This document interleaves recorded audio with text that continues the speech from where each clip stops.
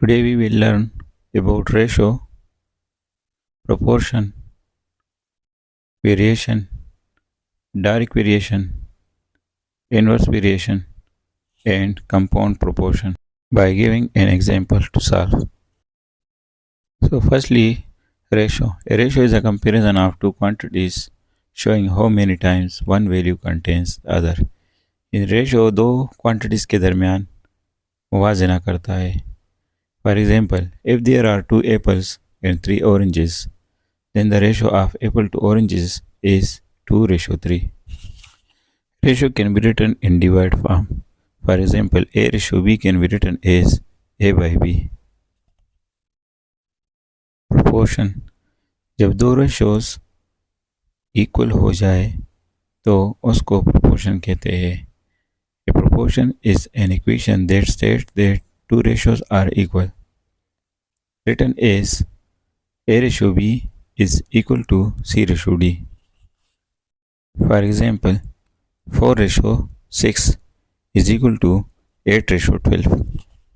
Now consider A ratio B is equal to C ratio D. तो इस proportion में A और D extremes कहलाते हैं जबकि B और C means कहलाते हैं. Where product of extremes and product of means are equal.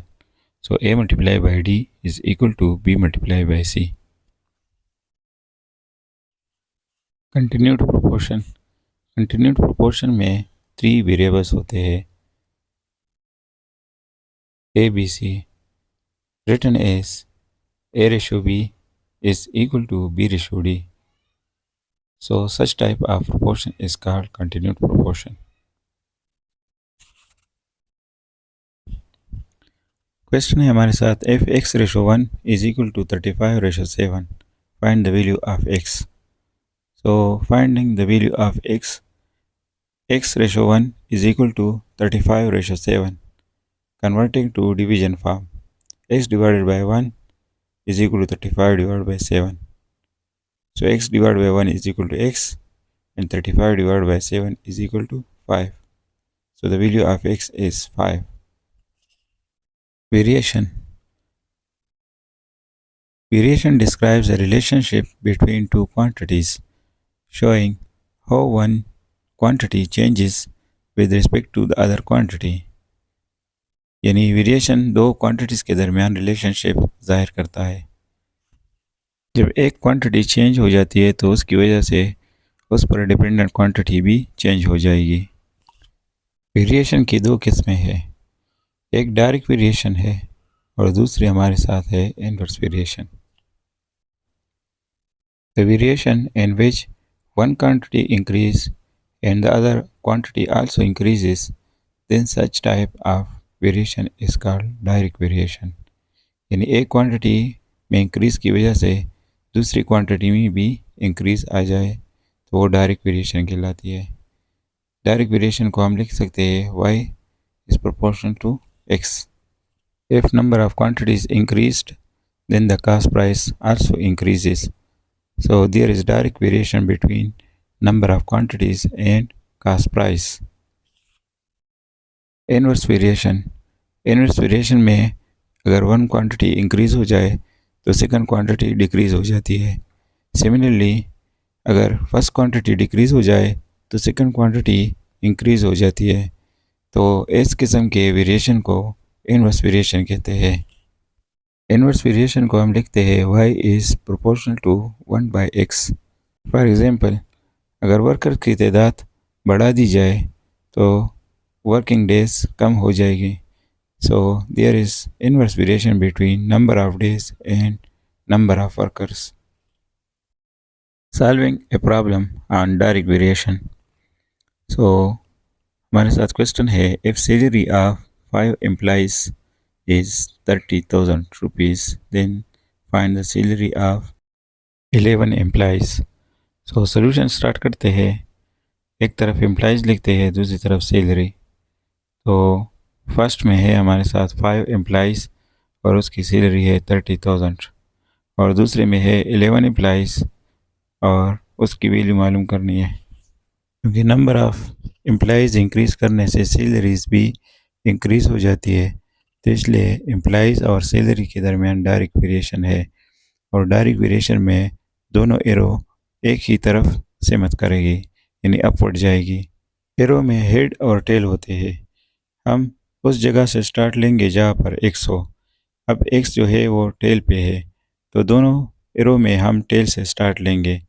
तो x रेशो 30,000 और दूसरी तरफ इज इक्वल टू हमारे साथ आ जाएगा 11:5। सो बन जाएगा x ratio 30,000 is equal to 11:5।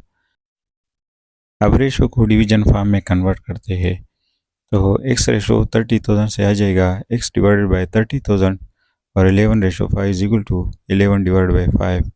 अब 30,000 दूसरे साइड पे जाके ऊपर नोमिनेटर के साथ मल्टीप्लाई हो जाएगा, तो x is equal to 11 divide by 5 multiply by 30,000। अब 5 और 30,000 दोनों कैंसिल हो जाएंगे, तो आ जाएगा हमारे साथ 6,000। So x is equal to 11 multiply by 6,000 और 11 और 6,000 मल्टीप्लाई होके 66,000 हमारे साथ आंसर आ जाएगा।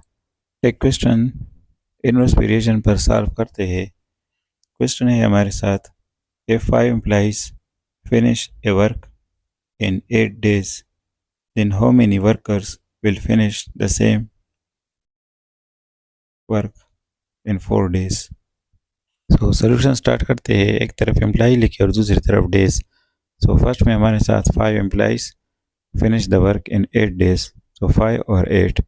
और दूसरे में वर्कर की तादाद मालूम करना है, यानी x लिखे और नंबर ऑफ डेज है 4। क्योंकि एम्प्लॉइज़ के बढ़ने से नंबर ऑफ़ डेज़ कम हो जाती है, इसलिए एम्प्लॉइज़ और नंबर ऑफ़ डेज़ में इनवर्स प्रोपोर्शन होता है। इसलिए दोनों एरो एक दूसरे के रिवर्स जाएंगे, यानी एक नीचे जाएगा और एक ऊपर जाएगा। अब x से स्टार्ट लेंगे, क्योंकि x हेड पे है तो इसलिए हेड से स्टार्ट लेंगे। दूसरी तरफ भी हेड से स्टार्ट लेंगे, यानी 8 से।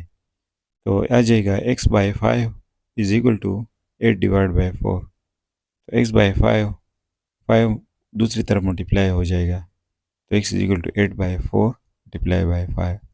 अब 4 और 8 कैंसिल होके 2 देगा, तो x is equal to 2 multiply by 5 and so x is equal to 10। So number of required employees are 10. A proportion in which one quantity depends upon two or more quantities is called compound proportion. अगर एक proportion में एक quantity दो या दो से ज़्यादा quantity पर डिपेंड करती है, तो इस किस्म के प्रोपोर्शन को कंपाउंड प्रोपोर्शन कहते हैं। क्वेश्चन हमारे साथ है कंपाउंड प्रोपोर्शन पर। If 10 labours work 6 hours a day and complete the work in 12 days, then how many workers will be needed to complete the work in 4 days if they work 9 hours per day?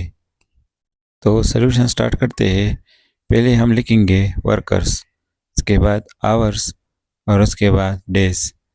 तो पहले में workers की तादाद 10 थी, जो 6 घंटे काम करते थे, और दिनों की तादाद 12 थी।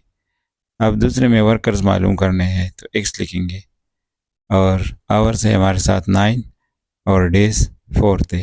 कंपाउंड प्रोपोर्शन में आप x से स्टार्ट लेंगे, यानी आप एरो अपवर्डली ड्रा करेंगे। अब दूसरा एरो ड्रा करने के लिए हम मालूम करेंगे कि वर्कर्स और आवर के दरमियान कौन सा रिलेशन है। चूँकि वर्कर्स और आवर्स के दरमियान इनवर्स प्रोपोर्शन है, इसलिए उसका एरो पहले एरो के रिवर्स जाएगा, यानी नीचे जाएगा। अब वर्कर्स और डेज के दरमियान भी इनवर्स प्रोपोर्शन है, यानी डेज जब वर्कर्स ज़्यादा हो जाती है तो डेज कम हो जाएगी, तो इसलिए वर्कर्स और डेज के दरमियान भी इनवर्स प्रोपोर्शन है, तो उसका एरो भी रिवर्स जाएगा, तो वो नीचे जाएगा। अब x से हम शुरू करेंगे। x चूँकि टेल पर है, तो इसलिए हर जगह पर एरो में टेल से स्टार्ट लेंगे, यानी हमारे साथ आ जाएगा x divided by 10 is equal to, तो टेल पर हमारे साथ है 6 डिवाइड बाई 9 मल्टीप्लाई बाई, दूसरे में है 12 टेल पर, तो 12 से स्टार्ट लेंगे, 12 डिवाइड बाई 4, तो आ जाएगा x divide by 10 is equal to 6 divided by 9 multiply by 12 divide by 4। तो इस तरह हम इसको एरो के बाद ये इस तरह इक्वेट करेंगे। अब कैलकुलेशन की तरफ आते हैं। x divide by 10 is equal to 6 divide by 9 multiply by 12 divide by 4। तो 10 दूसरी तरफ जाके नोमिनेटर में मल्टीप्लाई हो जाएगा। तो x is equal to 6 multiply by 12 multiply by 10 और डिवाइड बाई 9 मल्टीप्लाई बाई 4। तो 6 और 12 और 10 मल्टीप्लाई होके 720 देता है और 9 और 4 मल्टीप्लाई होके 36 देता है। तो 720 डिवाइड बाई 36। अब 36 को 2 से मल्टीप्लाई कर ले तो 72 आ जाता है। तो इसलिए 720 को अगर 36 पर डिवाइड कर ले तो 20 आंसर आ जाएगा। तो x is equal to 20। So required number of workers are 20।